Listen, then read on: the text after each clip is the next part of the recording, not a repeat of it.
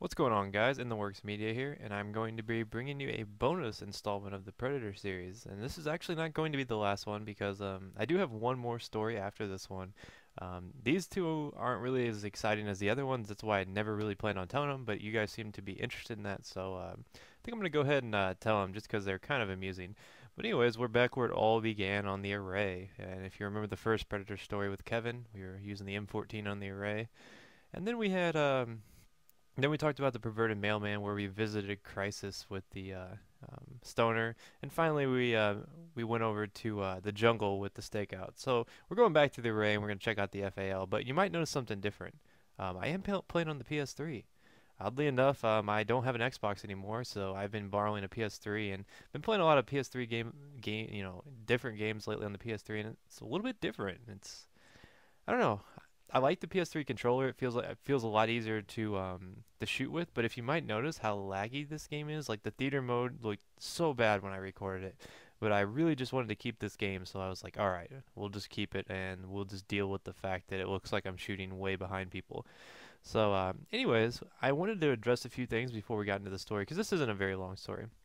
But a few questions people had. One concern is some people thought that it was wrong that we took money from the perverted mailman.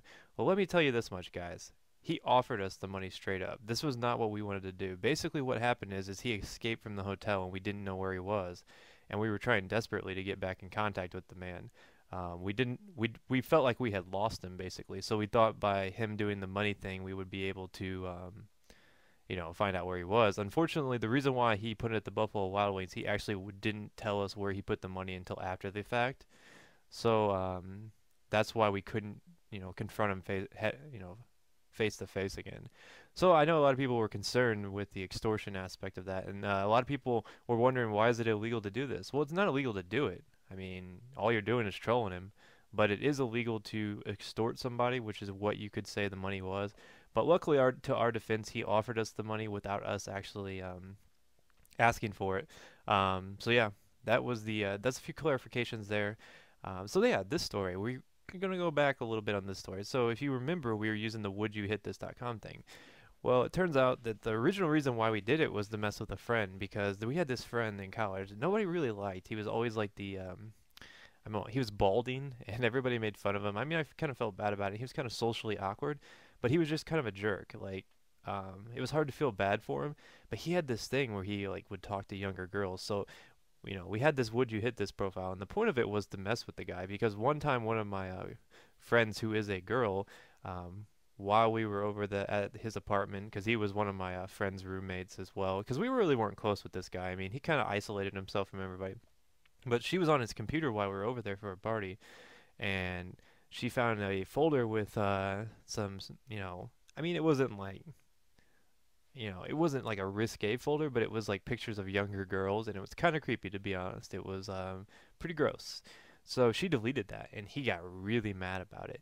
And not only did she delete that, she threw away some of his Victoria's Secret magazine. So needless to say, he was mad because I don't know why he was looking at Victoria's Secret to get his jollies, but apparently he was. And I, you know, this guy, I mean, he was a scumbag. I mean, that's all there is to it. So she deleted that folder, and he was super mad about it. So we're like, you know what? We're gonna get this guy. So with all our experience with the pervert thing, we had this profile, and we knew he was on this site quite a bit. So we used the fake profile to kind of bait him into contacting this girl.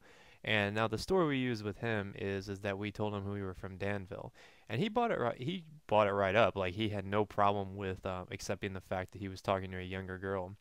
And I don't know. He said some things that he never was risque. He never was like raunchy with us or anything like those pedophiles. Like he mostly just wanted to talk.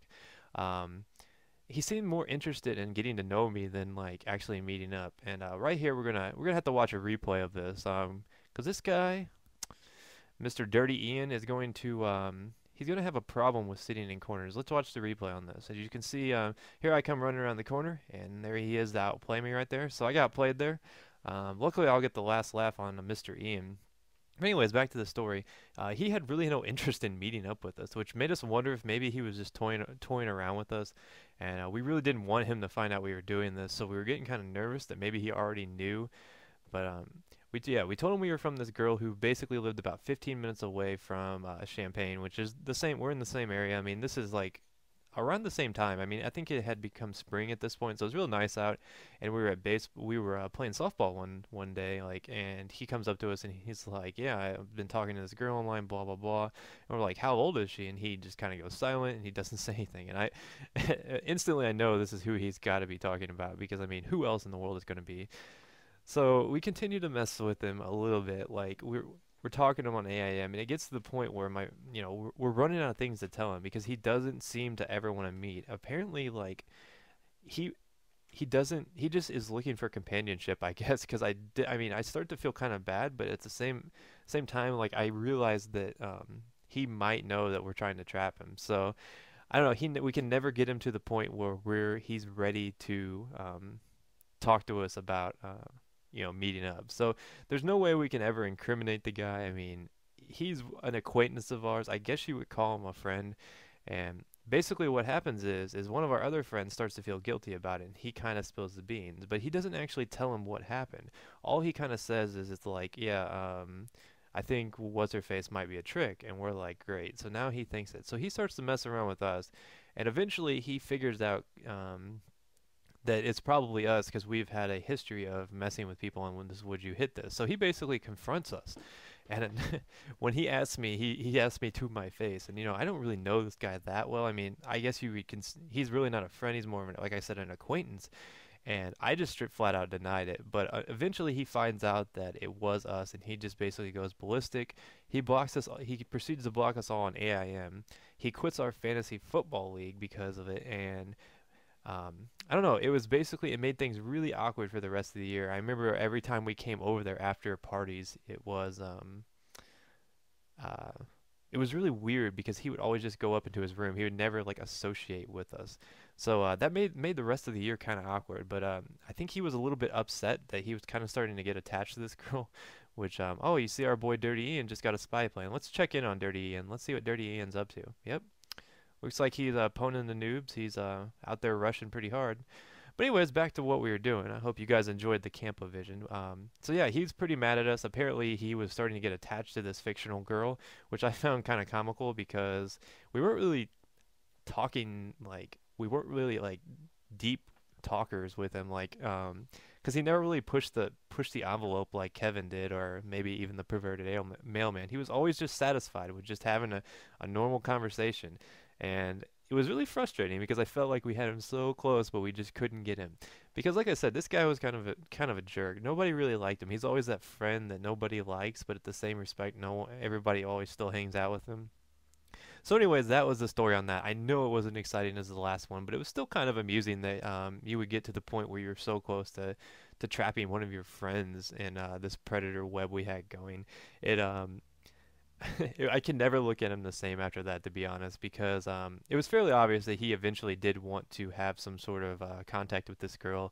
Like, he had even talked about maybe coming to one of her fictional volleyball games, but he never actually confirmed it, so we never actually got to bust him. I don't know if we really would have gone through with it, because it would have been, I could see him probably trying to beat us up, and that probably would have ended pretty poorly. So anyways, yeah, that's how we tricked one of our own into doing it. It may not have been as epic as some of the other ones, but it was still interesting. It's one of the few successes I guess we've had. And the final story will actually be telling the tale of our one failure in this all. I don't want to spoil the story. I mean, the story itself is kind of interesting, but we do actually fail. He kind of reverse gets us, I guess you could say. Because I guess he gets on to us. But I'll tell you guys the story of the fail next time, and that will be the last episode of To Catch a Predator. But perhaps I could do an episode where I talk about some of our techniques and strategies. I think that would be kind of interesting, just to do a little recap of it all, since you guys seem pretty interested in the whole Predator complex that I have going on here. So I hope you guys have a good day. Be sure to comment, rate, and subscribe, and I'll see you guys next time.